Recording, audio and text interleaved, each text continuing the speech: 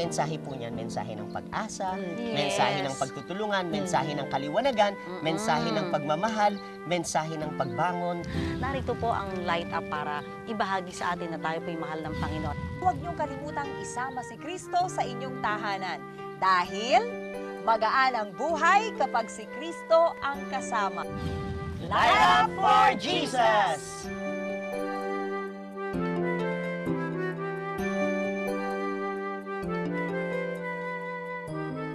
Great day mga kaibigan! Samahan niyo kami nila Pastor Bobot at Doc Amor sa kwentuhang siguradong kokumpleto ng ating mga araw. Dito pa rin sa programang nagpapagaan ng ating mga buhay, ang Light Up. Ang tatalakayin natin ay buhay na nakay Kristo. Ano nga ba ang refleksyon ng buhay ng nakay Kristo? Ayan. So, Pastor Bobot, Doc Amor, magandang araw sa inyong Magandang araw dalawa. po, Ate Sel, Doc Amor, at sa ating mga kalayrap.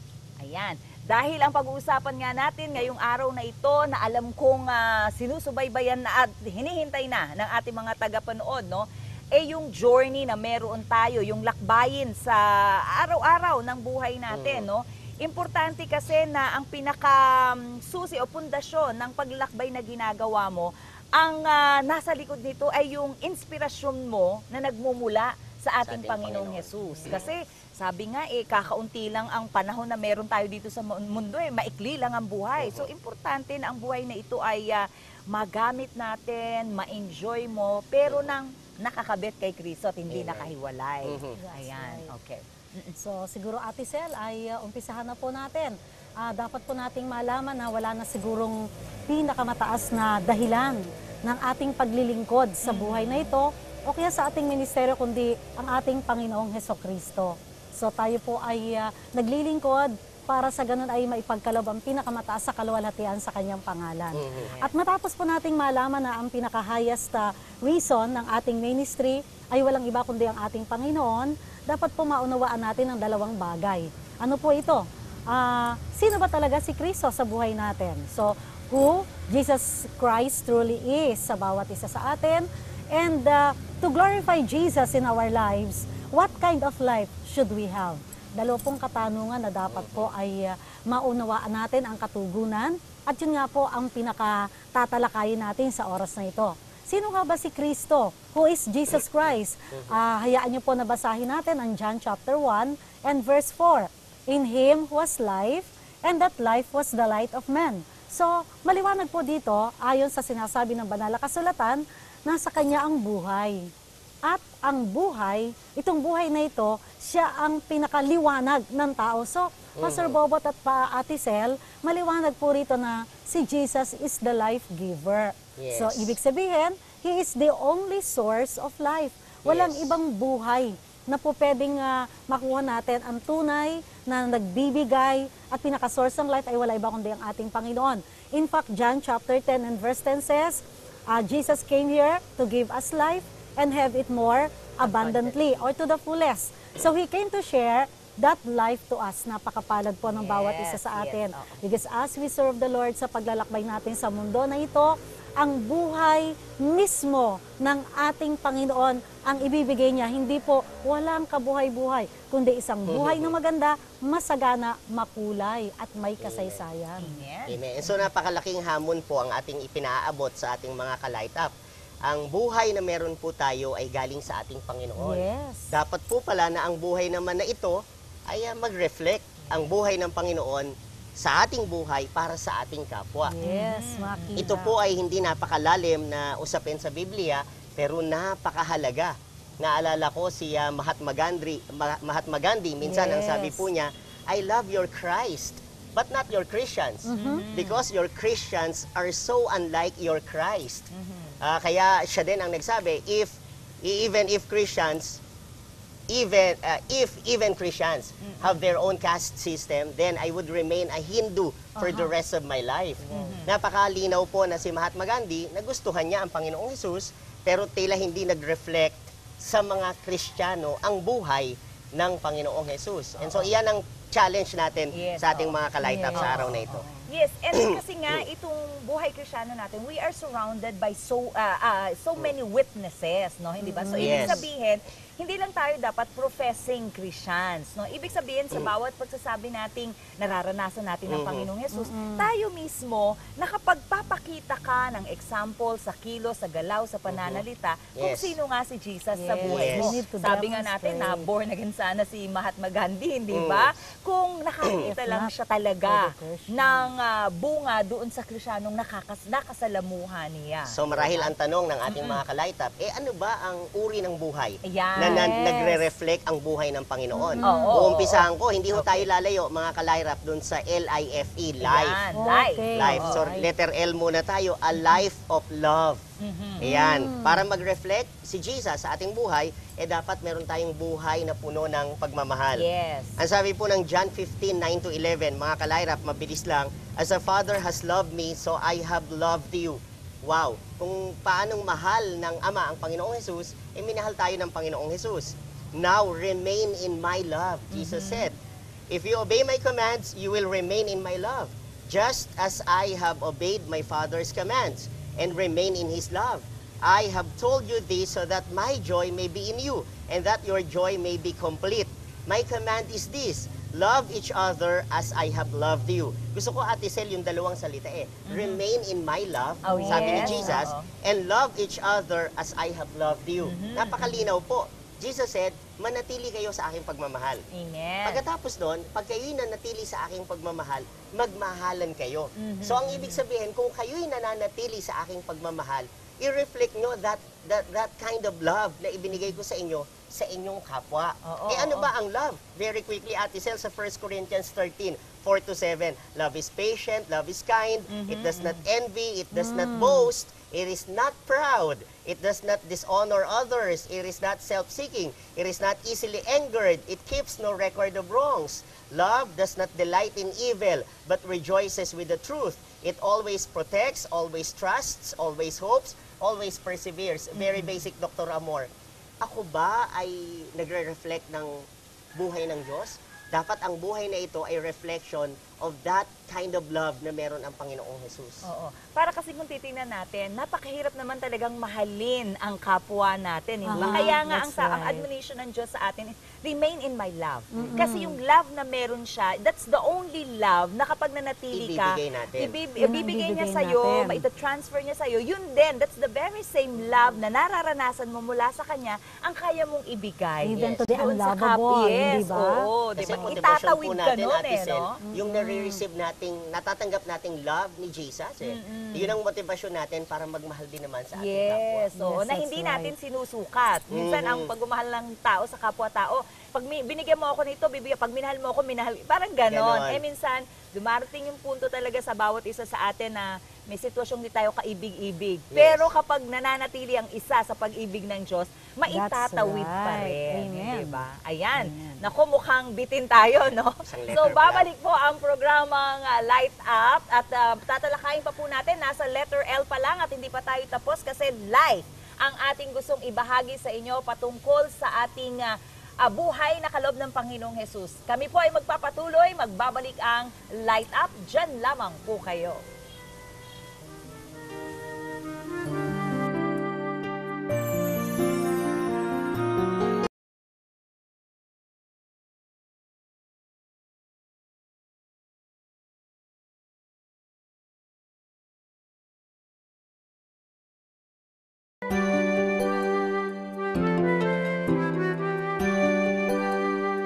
Nagbabalik po ang programang Light Up at pinag-uusapan natin ang buhay dahil tayo na kay Cristo, Pastor Bobot and Doc Amor. So dapat yung buhay na meron si Jesus at yung pag-uugali na meron siya, like yung love nga, ano? Yes. Dapat kitang-kita A life talaga of ito sa atin, love. ano?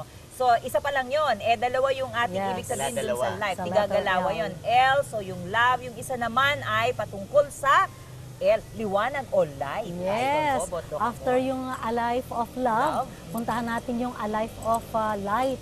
So alam po natin na we have been brought from darkness to light through the illumination given by the Word of God. Sabi nga, hinugot tayo, kinuha tayo doon sa kadiliman Yes. at inilagay tayo doon sa kaliwanagan, doon na kung saan naroon yung kanyang anak. Psalm 119, your word is a lamp to my feet and a lamp to my path. So napakaganda po na nangyayari sa atin. Sa ating paglilingkod, sa ating Panginoon, dapat makita sa atin yung liwanag, no? Number 1 sa atin si Kristo ay liwanag, yung liwanag na yon dapat mag-reflect sa buhay natin. And of course, ang salita ng Diyos na nagbibigay ng liwanag, nagbibigay ng buhay na may liwanag. Ito ang magiging sanay upang we can meet our spiritual hunger for God. Ito yung liwanag para yung kadiliman sa atin o kayong pagkauhaw natin sa ating spiritual hunger, it will be the one to meet that. And then it will address the relevant and personal issues. Magkakaroon ng kaliwanagan. Tayo po ay lalakad ayon sa sinasabi ng salita ng Diyos, sa liwanag ng sinasabi ng salita ng Diyos. And of course, it will give biblical and practical advices. So, hindi na tayo kukuha kung saan-saan pa mga advices. Manghuhula, Ate Sel, di ba? Yung iba doon nagpupunta. O kaya yung iba naman ay bumabayad pa para malaman kung ano ba ang magandang mga advices. It is the Word of God who can give you yung biblical and of course yung mga practical advices. Now, when we reflect the wonder of life living in the light of God, ang mangyayari po, we will be persuading others para maging italaga nila ang kanilang sarili para sa dalawang bagay. Yung diligent study of the Word of God. Kasi dito makikita na tayo ay magiging liwanag at paano tayo lumakad sa kaliwanagan. The Word of God is the answer. Magiging diligent tayo sa pag-aaral ng salita ng Diyos and magiging faithful tayo sa aplikasyon ng mga lessons sa ating mga buhay. So that's it. A life na meron po tayong natawag na light, liwanag sa ating buhay. So, Dr. Amor, hindi pala tama na gloomy ang outlook ng isang Kristiyano. At para bang pag nakita mo, laging very sad. At parang ang langit at lupa ay nagsalikop sa kanya. Yeah, pinagtakluban ng langit at lupa. Meron pa nga ibang nagsasabi sa Facebook, I'm so sad. Diba? Diba? Feeling sad. Naku, mukhang baliktad yata yun. Ano? Actually, ang isang nakita ko namang patotoo din talaga dun sa mga tao, makikita mo yung nagsisikhay talaga na makausap sa pamamagitan ng salita ng Diyos. Talaga namang sa countenance nila, Pastor Bobot and Doc Amor, makikita mo na talagang pagpunta mo, pag nakausap mo, may mapapala ka. Di ba? Pag nakausap mo, ay ma-edify ka. So, naniniwala ako na ito ay bunga ng buhay ni Kristo na nasa Kanya at because of the diligent study ng Word of God, pag napakinggan mo, parang gusto mong makinig lagi sa Kanya, diba? So, yung letter L, puno ka ng love, ng pagmamahal, at ng liwanag ng Panginoon. Yes. Anong next letter natin, Ate Letter Sel? I. Eh, dapat a life of insights. Ayan. Ibig sabihin po, mga kalayrap, na ang ating buhay ay fountain ng mga insights, no? Christian insights.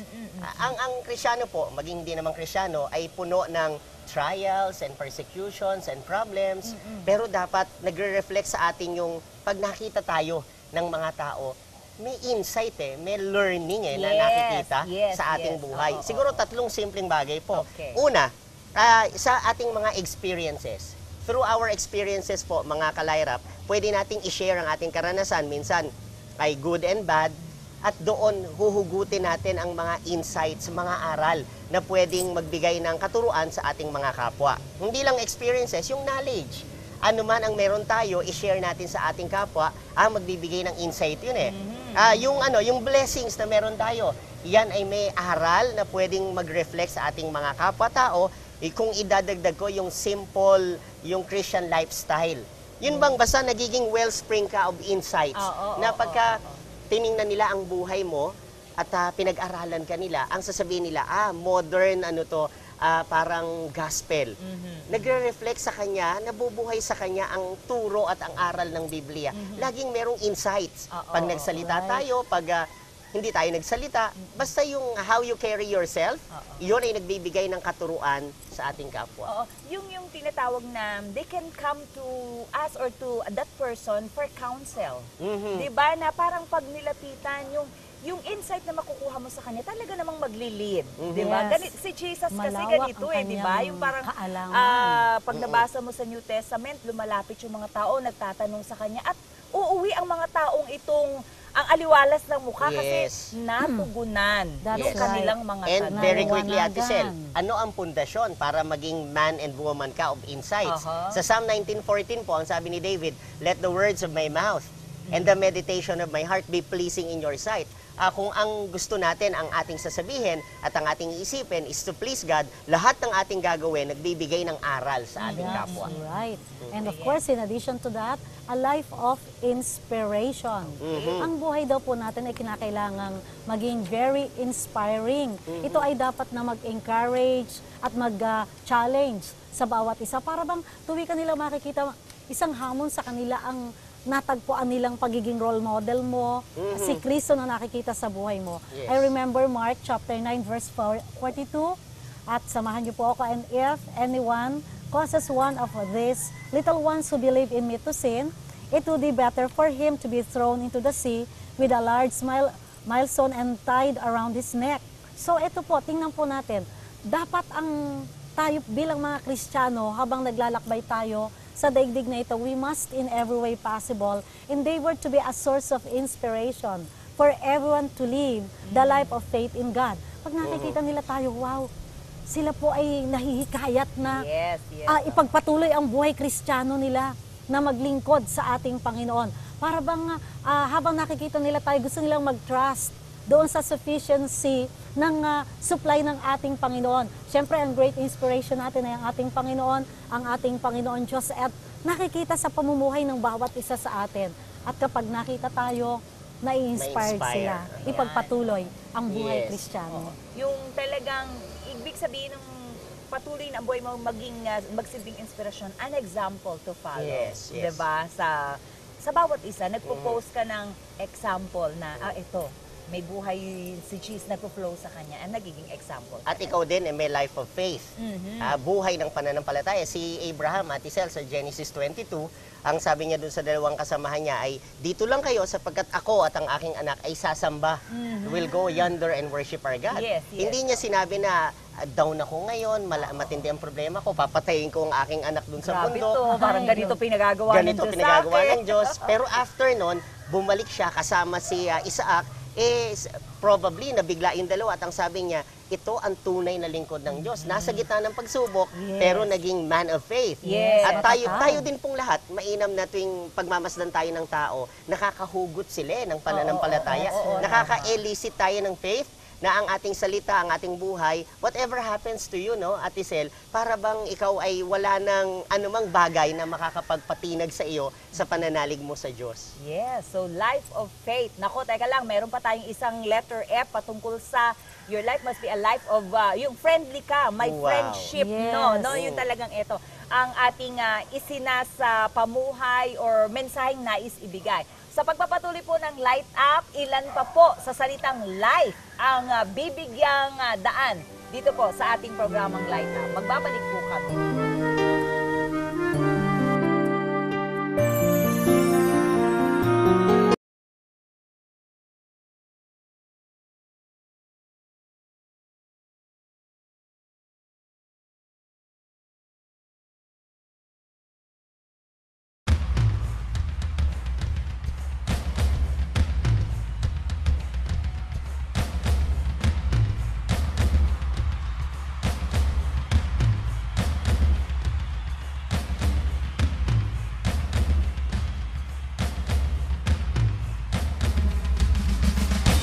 Jesus is Lord. Over the Philippines. All over the world.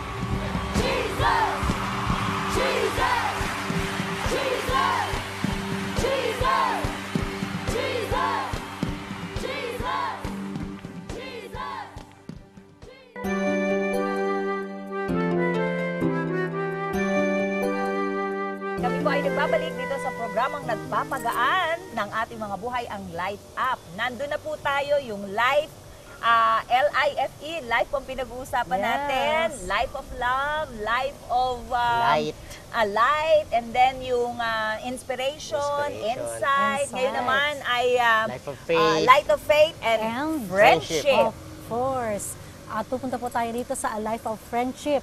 Ang ating pong pananampalataya sa ating Panginoon, ito po dapat ang maging sanhi para tayo ay maging tulay. Yan. Yan. Para maging bridge tayo sa pag-share ng mind ng ating Panginoon to all others. Philippians 2 verses 1 and 2 says, if you have any encouragement from being united with Christ, if any comfort from His love, if any fellowship with the Spirit, if any tenderness and compassion, then make my joy complete by being like-minded, having the same love, being one in spirit and purpose. Mga kapatid, kapag po tayo ay nandito lumalakad tayo sa isang buhay na talagang nandun yung nagiging friendly tayo, nagiging bridge tayo, then we can be sources of what?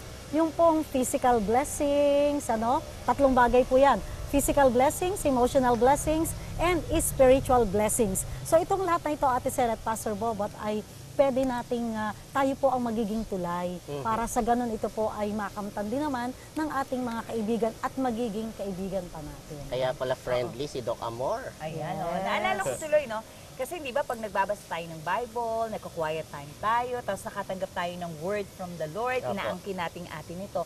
Pag ikaw ngayon nagsishare sa kaibigan mo, hindi ba parang yun yung gospel na dala mo, and at the same time, nagiging dahilan yun, parang yung friendship nyo, lumalalim at na may substance, no? Hindi lang yung buhay ni ganito na nakipagkwentuhan, kundi yung nakapaloob doon na dinadala mo yung kausap mo, iniimbitahan mo sa isang mas may makabuluhang pakikipagkaibigan na ang substance una si Jesus, ang salita niya, then eventually kayong dalawa, di ba? Kaya Ate Sel, ang sarap makinig, Doc Amor, dun sa mga baguhan sa church Pagka nagte-testify sila, basta dito sa lugar na ito, natagpuan ko ang napakababait na tao, walang masungit wala ikang, yun nga, kailangan friendly ka, no? Doon magre-reflect talaga na si Jesus nabubuhay sa iyo, hindi masungit, hindi mabilis. Ang ibig sabihin pala nito, Pastor, no? Yung mga matatagal na nare-remind dapat nito. Yes. Na parang bago pa lang din tayo.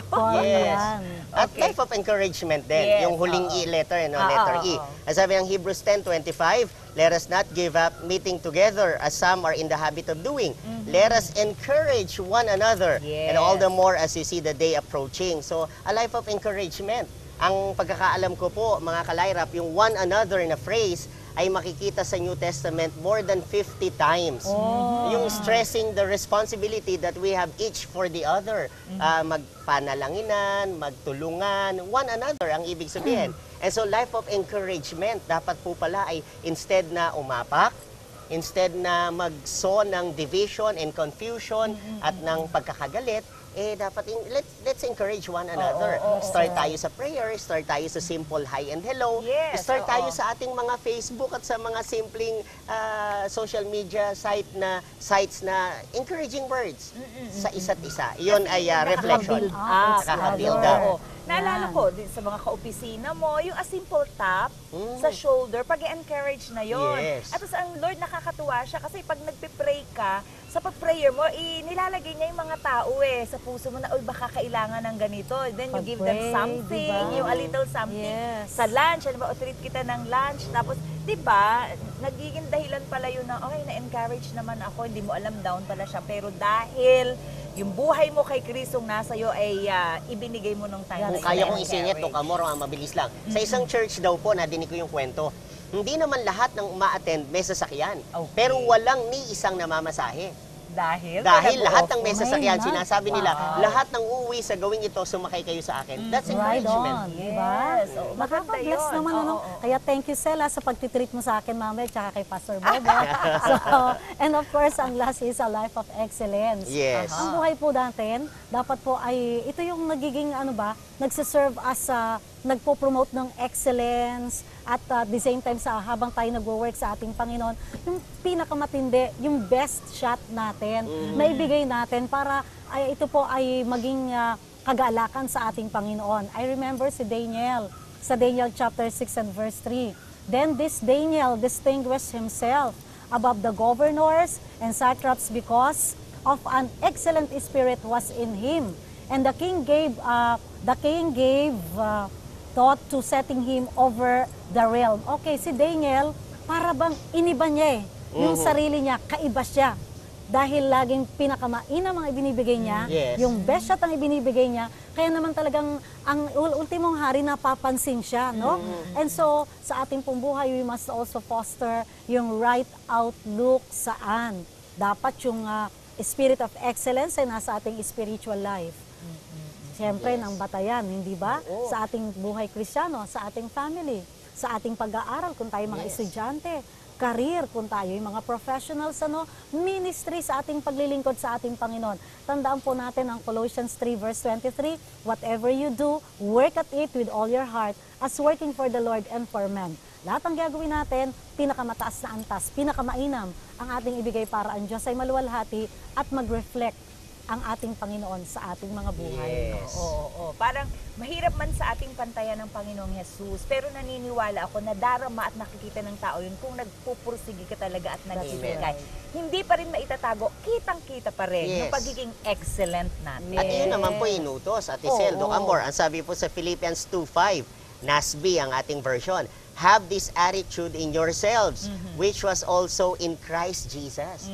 So of course, in the context, nagpakumbaba siya hanggang kamatayan nga po, Ate Sel, Oo. sumunod siya sa Ama. Pero in our context naman, hindi imposible po, mga ka-light up, na ang Diyos ay mag-reflect sa atin. No? Yung bang sinasabi ng mga tao na, alam mo, pag nakikita kita, parang nakikita ko si Kristo sa iyong That's buhay. it. And di ba pagka nasabihan ka ng ganun, ikaw mismo na-encourage ka din at nai-inspired. Lord, salamat, ang munti kong buhay na ito ay ginagamit mo. At nandoon yung kabuluhan Yes. ng mabuhay. At ito yung gusto nating sabihin sa ating mga taga-subaybay, Pastor Bobot and Doc Amor, na wag na nilang pagtagalin ang hindi pagtanggap sa Panginoong Jesus.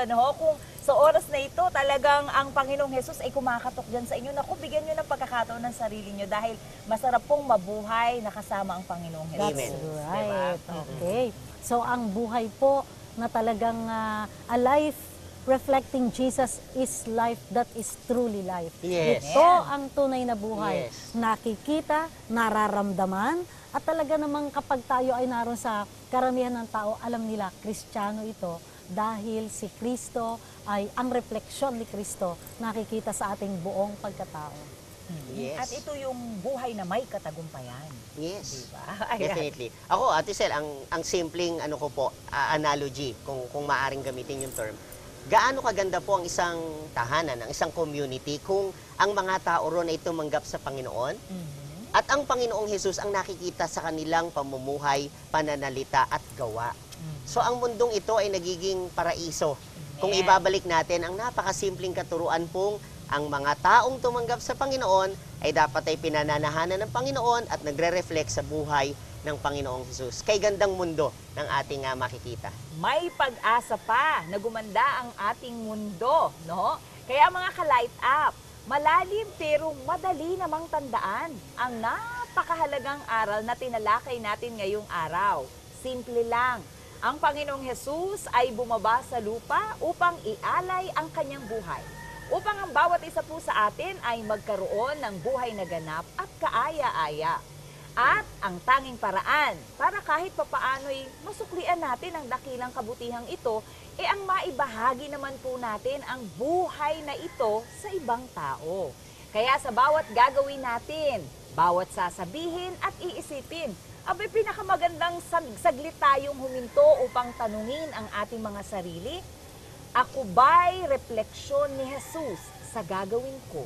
Malulugod ba siya sa aking buhay? At sa ganitong kaisipan, we can never go wrong, mga ka-light up. Lagi nating tandaan, magaan ang buhay kapag si Kristo ang kasama. Ito po si Ate Zelbe Guzman Pastor Bobot Bernardo po. At Dr. Amor Robles Sadela, na nagsasabing, Light up for Jesus! Light Up would like to thank Calio Spa and Resort, located at Colayque, Antipolo City. For inquiries and reservations, you may contact them at 632-401-4621, 0917-824-3715, or 0922-800-7889, or email them at caliospa@yahoo.com. For more information, you may visit their website at www.caliosparesort.com.ph.